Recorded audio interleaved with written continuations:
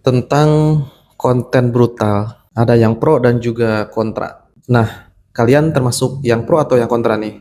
Sebelum masuk lebih jauh ke dalam pembahasan mengenai konten TikTok affiliate yang brutal, aku mau sedikit kasih apa namanya tuh pendapat ya menurut pribadi ini.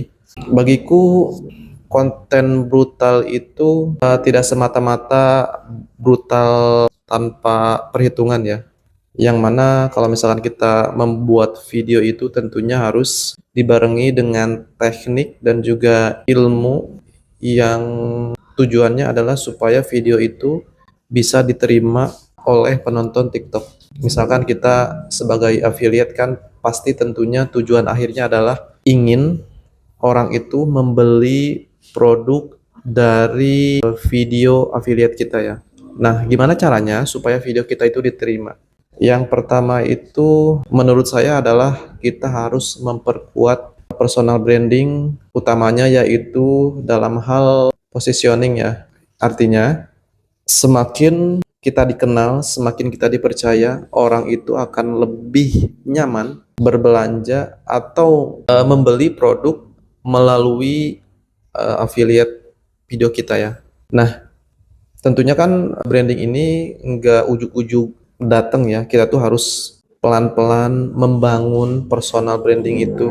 Dari yang asalnya kita itu tidak dikenal, lambat laun bisa dikenal, kemudian bisa dipercaya, dan pada akhirnya orang-orang itu mau membeli produk di video kita. Nah, salah satu hal yang perlu diperhatikan dalam membangun personal branding ini menurutku adalah positioning ya. Karena positioning itu menentukan seberapa tajam kita itu ahli dalam suatu hal. Misalkan kita ingin menjual baju. Nah, baju itu kan masih luas ya. Ada baju anak, baju orang dewasa, baju anak ataupun dewasa pun itu dibagi-bagi ya. Ada pria, ada wanita. Nah, dari situ mungkin jadi pertanyaan, apa bedanya baju yang dijual sama saya dengan baju yang dijual sama orang lain?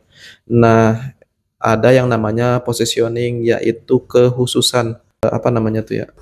Kalau bahasa saya tuh positioning itu adalah suatu hal yang mengerucut ya. Misalkan kita menjual baju yang dikhususkan untuk perenang, baju khusus perenang. Nah, itu lebih spesifik lagi ya dibandingkan yang tadi awal kita sebutkan yaitu menjual baju. Kalau baju kan konotasinya masih luas ya. Kalau baju perenang kan itu lebih sempit lagi. Nah, maka dari itu kita tuh harus memperkuat di posisi yang itu tuh, yang baju perenang itu. Kita misalkan mula-mula tuh ngasih materi pemahaman tentang renang misalkan, tentang ilmu-ilmu renang, kemudian tips memilih baju renang dan lainnya sehingga kita tuh dikenal sebagai pakar yang sering membahas mengenai seluk-beluk renang ya. Sehingga nantinya ketika kita menjual baju renang, kita tuh akan diingat sebagai seseorang yang ahli, yang posisinya itu emang khusus memberikan informasi seputar renang. Otomatis kan orang akan lebih percaya kepada orang-orang yang emang dari awal dia itu nge-branding di hal tersebut ya, kayak gitu tuh misalkan ya. Maka dari itu sebenarnya saya setuju-setuju aja ya untuk mengenai konten brutal itu, tapi teman-teman juga harus barengin dengan mulai membuat personal branding dan positioning ya, supaya nanti tuh orang juga lebih trust, lebih percaya kepada teman-teman ketika membeli produk di video kalian, karena kan di TikTok ini banyak banget ya orang yang menjual produk sejenis dengan akun yang berbeda-beda, bermacam-macam.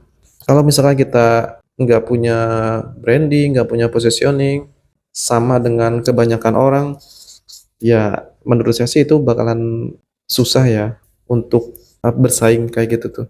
Kita kalau misalkan cuman jor-joran bikin konten banyak gitu tanpa kita memperhatikan personal branding, positioning itu akan